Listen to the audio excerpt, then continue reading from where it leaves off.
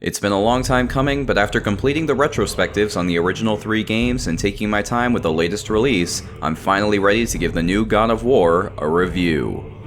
Releasing to nearly universal critical acclaim, God of War 2018 is both a reboot and a continuation of the previous titles, with a fatherly and reserved Kratos going on an adventure in the world of Norse mythology. So, did the game's journalists get it right? Is this the pinnacle of what God of War can aspire to be in the modern gaming scene? I'll do my best to let you know while keeping this as spoiler-free as possible, but I will be discussing some basic story and combat information, so if you want to go in completely blind, why are you even here? Alright, let's get on with the review and take a look at the reimagining of God of War.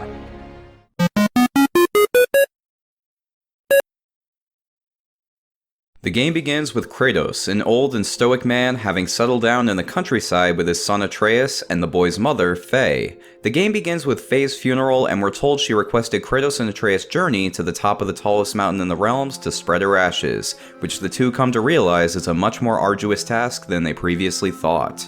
Initially, Kratos is hesitant, not thinking Atreus is ready for the trip, but upon being found and attacked by a strange man with incredible strength, he decides that they have no choice. Father and son set out on a long journey involving fierce monsters, deadly travelers, and a lot of bonding. While I won't spoil much else from here, I will say that the story as a whole is fantastic. An incredible tale of a man dealing with his past misdeeds and his current responsibilities and the bond between a father and son. It takes numerous unexpected turns that add to both the tension and emotion of nearly every scene. Things take a while to set up, but once they do, the adventure that takes place is an unforgettable journey that's sure to be celebrated and analyzed for years to come. The one thing I didn't expect, however, is just how funny this game is. I'd honestly put it up there with the likes of Portal 2 in terms of how often the game made me either chuckle or straight up laugh out loud. What are we hunting? You are hunting deer. Which way? In the direction of deer. Okay. Sure, not all the jokes hit, and some aspects such as a ridiculously foul-mouthed dwarf come off as more juvenile than clever or actually funny, but for the most part, this game fires on all cylinders at all times. There are flaws here and there, but they're so minor that they can be completely overlooked in the grand scheme of things. Except for one small issue. See, Atreus suffers from what I like to call Ellie syndrome. He's an AI partner that has a tendency to break immersion every now and again. However, unlike Ellie in The Last of Us, who tends to avoid combat and only break immersion while stealthing around, Atreus is a bit more troubled in this regard. This is because he actually participates in combat by firing arrows and jumping on enemies to open them up for attack. The problem is that every once in a while, the boy is knocked out of commission only to recover a few seconds later. Normally this would be fine, as having his death mean the failure of a mission would be frustrating, but in a world this brutal, the fact that a small child is repeatedly knocked out rather than killed makes for a pretty ridiculous situation that, while not completely immersion breaking, does come off as a huge oversight, particularly since this is a magical world where a simple spell could have explained everything. That said, this is still one of the best narratives I've experienced in a game, up there with The Last of Us and Portal 2. It perfectly balances comedy, action, and drama with pretty great pacing to boot. It takes some time to start up, but once it does, the adventure becomes one that's sure to hit home. This is aided by some of the best character writing I've ever seen in a game. See, Kratos has settled down quite a bit since his days of old. While it's not completely clear how long it's been since the death of Olympus, enough time seems to have passed to allow the former God of War to cool down and embrace a more patient approach to life, and grow a pretty kick-ass beard. Realizing that his blind rage caused many of his problems before, he now takes a more calm and measured approach to things like raising his son and interacting with others. While this may seem like a drastic change of character and probably could have used more proof of how much time it took for Kratos to make this change, the mannerisms still have that rough exterior that players have come to expect. Although it does get a little ridiculous at times, such as when tasked with picking a bunch of flowers for medicine. Seriously, Kratos in this game is more patient than my real-life father, but my personal issues aside, the game remains grounded and never allows the player to forget Kratos' horrific past. And for anyone concerned about the game lacking brutality seen in previous entries,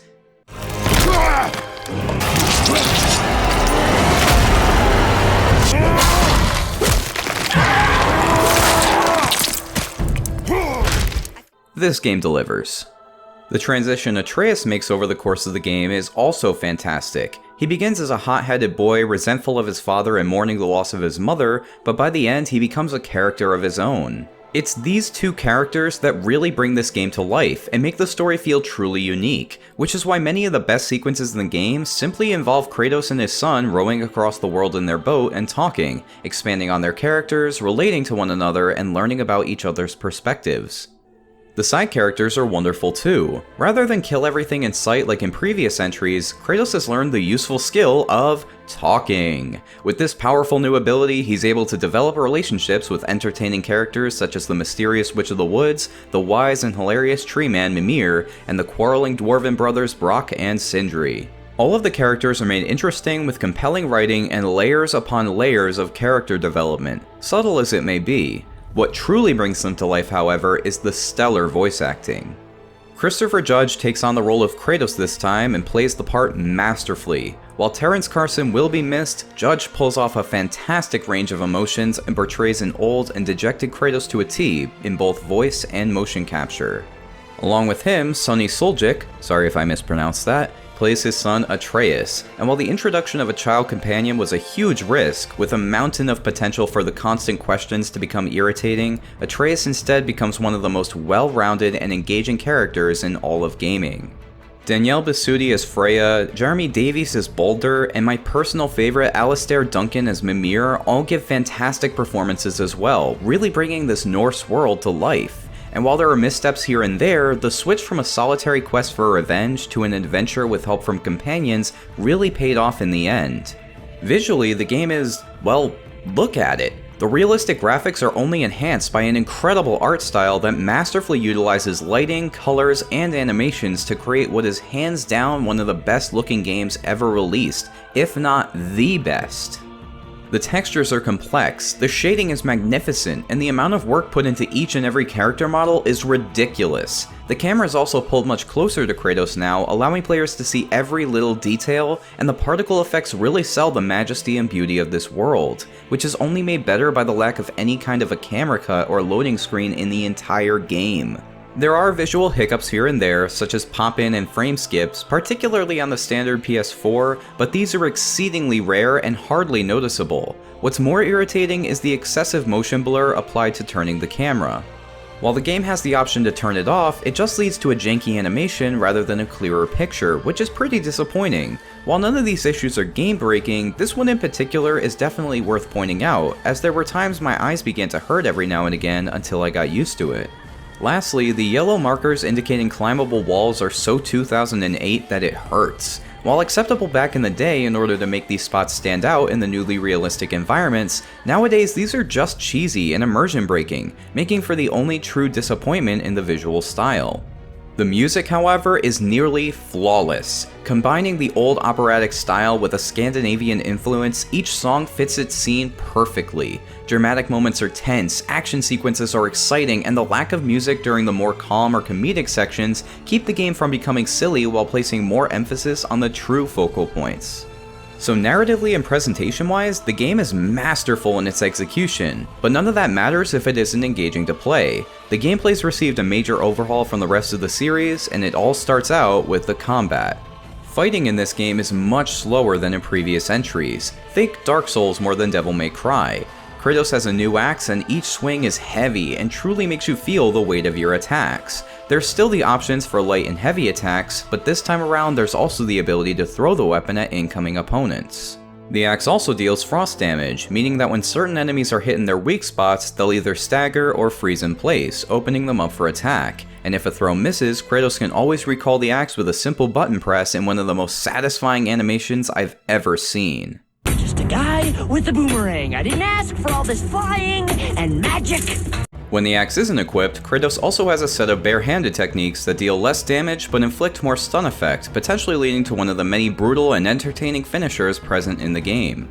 Special moves can also be unlocked by applying runes to the weapon, one heavy and one light. They're really varied in terms of casting time, recharge time, and attack type, but there's enough of a difference between them to encourage experimentation until players find the attack that best suits their playstyle. This powerful weapon grants versatility to the combat, allowing the player a choice between an up-close and personal approach or a more conservative strategy from a distance. It's a fantastic weapon that works well for the entirety of the game. The other new weapon comes in the form of a 4-foot-tall young boy with anger issues. Atreus is able to fire arrows at enemies while running around the battlefield and eventually gains the ability to summon various spirit animals as well. The arrows don't always hit the target you'd like, but for the most part they do an excellent job of dealing minor damage while also distracting some enemies who will proceed to shift their focus to the kid, leaving them open to an attack from Kratos. The Spartan also comes equipped with his classic rage meter, and upon defeating enough enemies to fill it up, he's able to go full-on beast mode and absolutely destroy smaller enemies in a single hit and stagger just about anyone else. It's an empowering ability that reminds us that this is the god we've come to know and love. While the combat mechanics alone would be fun enough, the game also keeps players constantly on their toes with a massive roster of enemies big and small. Unlike in previous games, here the opponents come in smaller numbers but are much more deadly. While the game does fall into the same trap as the first God of War, with the majority of enemies being either simple draugrs or draugrs with a slight modification, the combat variety takes over to keep things engaging. Plus, after the first third of the game, draugrs take a back seat and are mostly replaced by different enemy types that test the player's combat skill as well as their ability to adapt to unique situations. Different enemies will require baiting, blocking, or utilizing Atreus' arrows among a bunch of other techniques in order to win a given fight. But that's just the issue, the first third of the game. The first 5 to 10 hours are incredibly repetitive, without the most basic abilities such as the parry counters and reflecting projectiles that should have persisted from the previous games. Without these, most fights boil down to running around and throwing the axe over and over and over again until the game gives you more freedom and health to experiment with different combat mechanics just a bit more. I just wish those opportunities and abilities existed from the start. When combat is finished, players can upgrade their abilities, armor, and weaponry at the shop and in the menu. This whole RPG aspect is new for the series, and once again, at the start of the game it feels bogged down due to needing to purchase basic abilities first, and the fact that you don't want to waste XP on armor knowing that better pieces can simply be purchased later instead. The abilities themselves are pretty hit and miss. Many are superfluous or, as I've stated before, should have been unlocked at the beginning of the game, but others are genuinely fun and useful, such as adding stun damage to Atreus' arrows or throwing a huge boulder in Spartan Rage mode. Overall, I'd say the system is fairly typical. When you're not tearing apart monsters limb from limb, players will be spending much of their time solving puzzles. These can be part of main missions required to progress or tied to a chest containing some loot. Most of the progression-based puzzles are incredibly simple. They won't leave most players scratching their heads, but will lead to quite a few aha moments that provide a small amount of gratification. Plus, the puzzles leading to additional chests and treasures are typically more challenging. The downside is just how many of these puzzles involve using the axe or other unlocked abilities to come to an overly simple solution. They're still fun, and some, such as using the boat to travel around an island and hit a switch, use the game's mechanics in creative ways, but there's only so many times I can flip a switch or break a glowing pot before the shtick gets a bit old. On top of that, many feel more like fetch quests or basic tasks of bring this thing to the other thing and then it'll all work. While most are well designed, I do think it's important to note when the game obviously just funnels players into a straight path to complete an objective, particularly considering how open it is otherwise. Also, I would have liked the ability to save spots on the map so that if I come to a puzzle and don't feel like solving it at the time, I can be reminded later on where it is and come back to it. This leads me to the final part of the game, exploring. At its core, God of War is a 3D Metroidvania-style game. There are linear missions, but along the way you'll find hidden chests or inaccessible areas that can be opened up by returning later on with new abilities. Once players begin to venture from the beaten path, they'll discover a world filled with secrets, side quests, hidden treasure, and mini-bosses galore. It's a rewarding experience that, despite the linear nature of each area explored, is sure to inspire an adventurous spirit in anyone who plays. Unfortunately, once again, it does take about 5 to 10 hours for the world to truly open up, and maybe even longer before players will feel comfortable to go off on their own and explore. This mainly has to do with the lack of a fast travel for the first half of the game or so, with it only allowing the player one-way travel back to the center of the map. It's pretty disappointing and sure to be an annoyance on repeat playthroughs. However, with the main story being incredibly fun on its own, and this leaving the opportunity for post-game exploration completely viable and sometimes even more fun than the main quest, it all works out in the end, particularly with the incredibly challenging post-game Valkyrie bosses. It all comes together, even if it takes its time doing so. So that's my take on the brand new God of War, and honestly, I'm conflicted. The biggest downside to the game as a whole is its pacing. Not only does it take 5 to 10 hours for the game to truly realize its potential, but even simple things such as climbing, fast traveling, and exploring take far too long to accomplish, slowing everything down so much that, while only mildly annoying the first time around, is sure to bog down repeat playthroughs. It starts off at around an 8 out of 10, but by the time the world opens up, the combat becomes more clear and accessible, and the loot and unlockable items become worth searching for, the game ends on an easy 10 out of 10 status. It's a spectacular game with a few faults, but an adventure that anyone can and should enjoy at least once. And boy oh boy, is it exciting, which is why God of War 2018 gets a 9 out of 10 and a spot on the MightyNifty must-play games list. If the game doesn't completely resonate with you at first, give it just a bit of time to show you how great of an experience it can be. Getting to the actual adventure may take time, but it's well worth the wait, and I'm excited to see what the future holds for this series when it doesn't need to introduce everyone to a new world and playstyle, but I guess we'll have to wait to find out. That being said, I hope you enjoyed this review. If you did, be sure to like and subscribe to see more Mighty reviews, dissections, and other gaming content. And as always, have a mighty nifty day today.